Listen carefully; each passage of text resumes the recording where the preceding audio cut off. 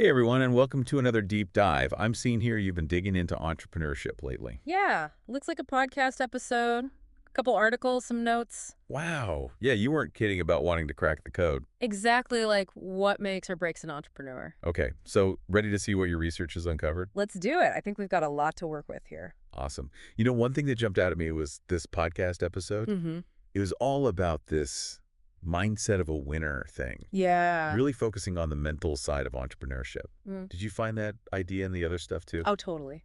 It comes up again and again. Mm. For instance, Yeah. there's this article by, what was his name? Author A. Okay. Yeah. He's all about having a vision, but not just any vision. It has to be super clear and focused Right. and adaptable. Things change, you got to roll with it. And then in your conference notes, there's that speaker talking about grit. Oh, yeah, I remember that. Totally fits with that whole resilience thing from the podcast. It's like these successful entrepreneurs aren't just, Positive. yeah, positive thinkers. They just never give up. So it's not enough to have a dream. You got to be ready to fight for it. Yeah. But then doesn't that mean some people just keep clinging to bad ideas? Oh, for sure. That's the catch, right? Yeah. You need that balance between being persistent and knowing when to move on. Right. Actually, one of your articles talks about that. Which one? The one by author B about those common pitfalls. Oh, right, right. They were saying you have to be honest about how the market's reacting. Yeah, if nobody's biting. Exactly. No, Sometimes the toughest thing you can do is walk away and learn from it.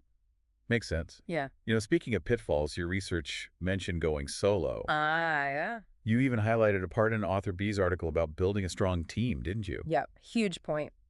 People think it's all about the lone wolf entrepreneur, Yeah. but your sources say otherwise. Big time.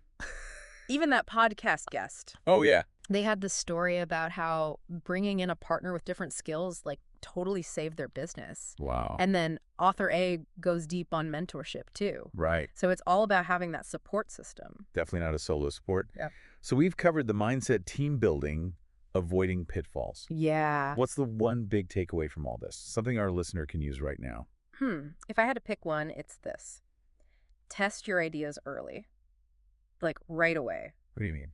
Talk to people, do surveys, build a basic version of whatever you're making. Oh, I see. Get feedback before you go all in. Every single source mentioned this. So basically, don't wait. Get out there and see what people think. Exactly. It's like a reality check before you invest too much. Okay, so we've got mindset, team, and testing ideas early on. Mm-hmm.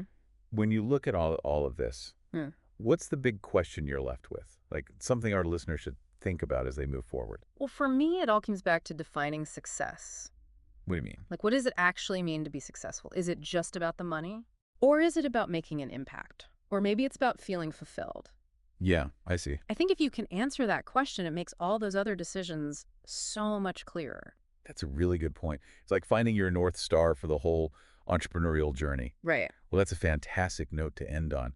So, listener, as you go out there with all this great advice, take a minute and think, what does success really mean to you?